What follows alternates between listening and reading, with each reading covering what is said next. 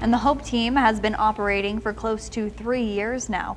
And last year, they were able to move 158 people into housing. Good evening, I'm Alexandra Ray. I'm Ryan Canaday. Thanks for joining us now at 5. Yeah, they're really making a difference. The crew regularly goes out to the camps and tries a variety of ways to get these people help. Jaden Urban went out there with the Hope Team yesterday. He joins us now live here in the studio. So Jaden, how was it? Well, Ryan, it definitely was an eye-opening experience for a lot of reasons. I mean, visually, as you could see here, these are the living conditions for these people. And there is just trash everywhere, but the deputies look past all of that. They have a good relationship with a lot of the people and know most of their names. So this is what a day in the office looks like for the Hope Team. So this little patch of field here, this is actually Sparks jurisdiction. But once you get to this gate here, it becomes Washoe County. We enter the infamous End of World Camp, the large homeless encampment off Interstate 80 near USA Parkway.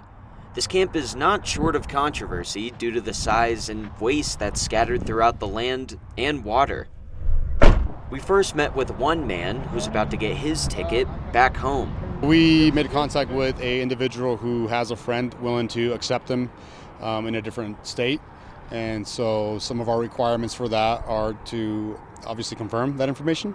We're not going to send somebody from homelessness in Reno, Nevada to homelessness in another state. All right. So cool. Monday morning, we'll be here at 7 a.m. All right. Along the way, we saw a man with a guitar laying down, so the officers went to try and lend a helping hand.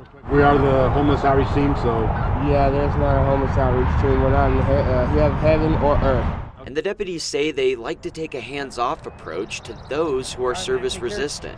It does take about 15 to 20 contacts to get someone to accept services, so if we catch them on a bad day, then we'll try again the next day. After the planned visits, the two then go around the encampments and check in. Mayor's office, Hope Team.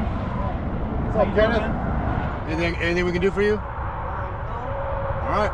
Thank you. Yeah, we'll see you later. You got one too many lead dogs, man. So what kind of services would help you at this point? Anything. There were a couple of people that agreed to some resources. Community Court Wednesday. Yeah. Okay. You know where it's at? Yeah. But more often than not, they end up being broken promises. They probably make it to less than half of their appointments, but there's that one time where they do follow up, and if we can help one person, that's enough for me. The deputies say they know transportation can be a huge hurdle for them. Most of them only have bikes. However, last week they brought a bus to take some of them to their appointments, and many didn't take them up on the opportunity. A big issue they often see with people is that most of them don't have IDs. And I would say it's almost everything. Without identification, you can't get a job. Medicaid, your SNAP benefits, housing. Sometimes it's the simple things. Their truck is stocked with food and water.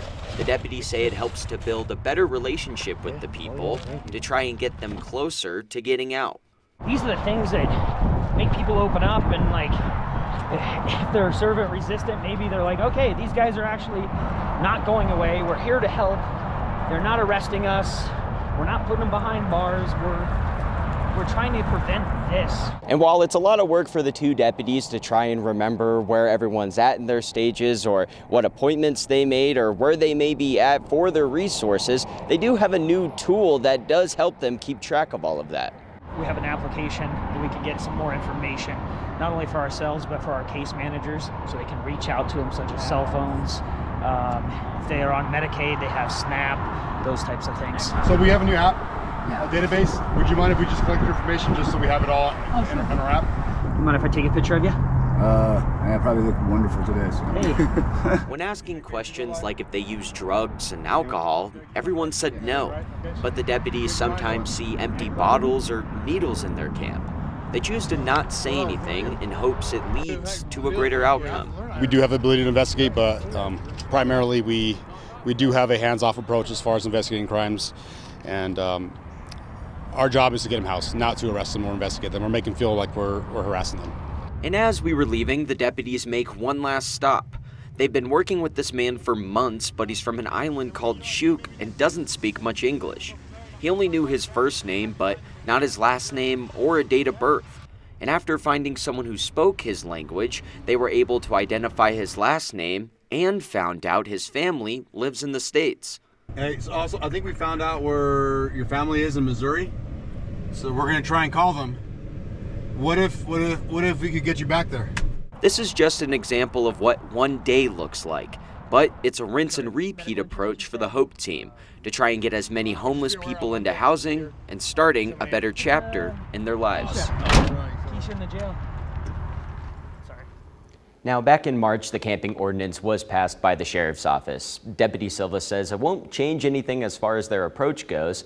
They just want to use it as an absolute last resort to those refusing services. Covering the big story, Jaden Urban, 2 News Nevada.